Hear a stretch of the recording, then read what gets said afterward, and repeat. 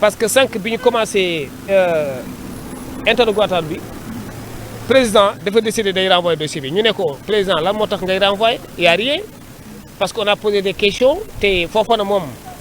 mi nga xam ne deful dara dafa répondre peut-être damay répondre dafa wax xadar xam nga nit aussi buy wax dëgg aussi da koy xam nit kii su fekkente ne dafa victime injustice buy wax aussi am na nu muy waxee du ko tey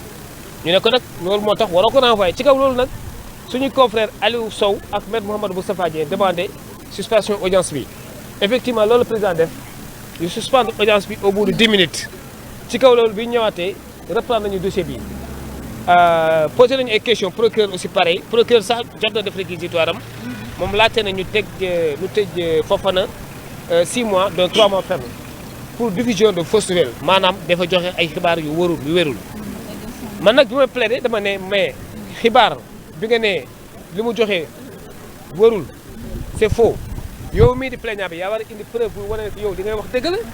te assemblée am na benn structure bu fa nekk bi ne loolu bu amee dañ koy affiché ba ñëpp xam ko lu tax waa assemblée defuñu loolu yóbbu na trop wala ñu def benn communiqué de presse gouvernement am na des moyens de communication yuy permettre opinion publique yi xam lan moo xew parce que deniers publics la ñuy wax finance publique on parle de 8 milliards ci kaw loolu laa ne man personnellement en ce qui me concerne du man rek aussi avocat yi pratiquement moom la ñu wax parce que ñaari avocat ñoo dese pour ñu plaider ñu pare ñu laaj que ne foog ñu bàyyi ko parce que fu mu nekk nii daal soxluñu yii quoi li ñu soxla mooy démocratie parce que délits yi nii dafa di délits yoo xamante ni depuis moyen âge la existe wala les années 1800 1900 maa ngi fàttaliku boo leen demoon fële France l'affaire Dreyfus lii mooy fausse nouvelle ay délits yoo xamante c'est anachronique martial ay wax yoo xamante ni da ngay jeter trouble à l'ordre public wala nga wax loo xamante ni wérul ci armée wala ci benn ethnie mais ci information boo xamante ni ça met en question les finances publiques journaliste encore une fois parce que le journaliste aussi est protégé par sa source c'est sa source qui l'a informé il a dit en toute bonne foi je pense que si dans cet état fekkee ne dëgg moo ñu ñor ñun ñëpp am na benn structure wax naa ko sànq mu nekk assemblée structure boobu wax naa ko sànq mu ngi tudd ma liiral la ko voilà moom la tudd moo ne à chaque fois yi bu amee ARCOP dafa mettre en disposition benn structure ASP bu permettre fonds publics yi ñu xam parce que dañ koy posté ci site bi bu ñu ko posté nag ñëpp a koy gis donc tout devait être transparent la meilleure manière de régler ce problème mooy ne woon ñu saisir entité boobu mu poste information bi ci site bi parce que ba bi may wax ak yéen ni ba léegi amaguñu benn document buy wane ne que ne le foofa lu mu wax amul. mais maître dégg nañ ne Cheikh bi moom ci boppam en prison daal di ne avoué ne moo gagné marché bi ndax loolu information bu avéré la ko. effectivement sànq moom loolu la wax Bachir Fofana bu mu taxawee à la barre maître El Hadj Diouf ak man bi ñu ko laajee question bi dafa ne carrément si cellule bi mu nekkoon am na ay nattangoom détenu ñu ko ne clairement kooku laata muy jógee foofu nee na marché bi moom lañ ko attribué waaw xam nga nag journaliste du cité ay sources am c'est son droit d'observation absolu yéen a ma gën a xam loolu la wax et effectivement loolu réitéré fii. moom changé wul benn version. changé wul version parce que li ñu jaaxal mooy plainte bi bu ñu koy déposé xam nga lu ñu def si plainte bi. clé USB buy génnee vidéo bu muy wax comme preuve man en tant que professionnel lu ma doon xaar ci plainte bi ci plaignant bi mu indi benn document officiel buy wane ne que marché bi diw wala diw la ko jox donc li ma leen di wax ni c'est extrêmement grave c'est extrêmement grave on est allé trop vite en besogne dañu waroon jaar ci structure bi ma wax structure boobu moo am sañ-sañ pour publier affaire yi ñuy jox marché yi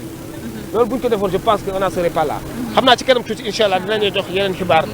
par rapport ak issue délibéré bi wala bu fekkente ne mettre nañ ko en délibéré maître Aboubacry Baro maître Baro merci ñu ngi koy jaajëfal bu baax a baax maître Baro merci beaucoup à toi à donc tout à l'heure incha allah avocat de Bachir Fofana d'accord merci beaucoup maître acca ñu ngi koy jaajëfal bu baax a baax ko defee rek ñu woy continuer di daanaka teewlu ba tey li nga xam ne ni moo di daanaka réaction yi am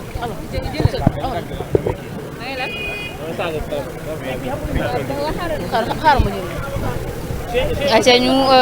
comme ni ma leen ko waxee nag mbokk yi rek dégg ngeen les propos de maître Baro li mu daal di wax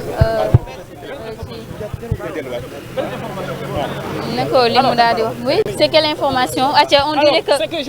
ce qu'on déplore, c'est qu'aujourd'hui, on a comme l'impression que c'est les mercredis où on juge tout ce qui a trait à la diffusion de fausses nouvelles. Vous savez que dans la rigueur de la pratique, lorsqu'une personne est gardée à vue le vendredi, eh bien, si elle est placée sous mandat de dépôt pour l'audience des flagrants délits, elle doit absolument comparaître le mardi qui suit, dans le délai de 48 heures. Mais en l'occurrence, on a noté qu'il a été placé sous mandat de dépôt et renvoyé à la chambre du mercredi. Ce que nous déplorons également aussi. Parce que la pratique veut que si une personne est placée sous mandat de dépôt aujourd'hui, on est mercredi, alors là, on aurait voulu qu'elle soit jugée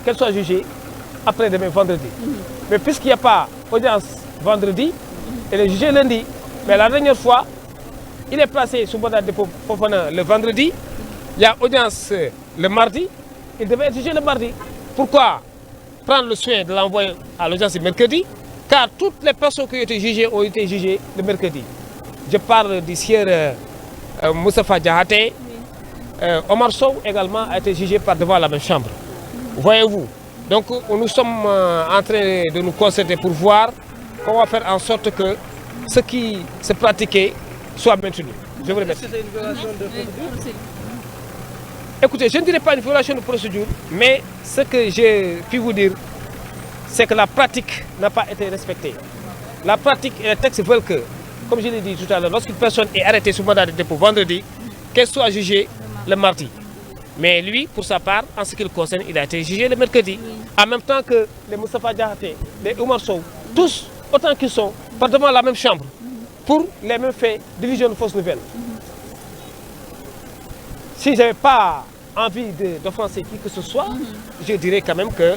c'est assez orienté, que c'est choisi. Mais quand même, on avisera, nous sommes à travers la presse, il y a des choses qu'on ne peut pas dire ici publiquement, parce qu'on a beaucoup de respect pour l'institution du judiciaire, que magistrats, avocats, greffiers, tout le monde incarne. Je vous remercie. Merci beaucoup à vous, maître. Nous sommes déjà bu baax a baax moom maître Baro comme ni nga ko waxee nag mu di dossier bu moom Bachir Fofana dañoo daal di rek violer li nga xam ne nii moo di loi yi ak it règle yi loolu daal yoo ndaxte normalement Bachir démb lañ ko rek waroon a juger comme nag maa ngi ñu am xaama wuy kii ma woo kon nag ñu continuer rek rajo kii de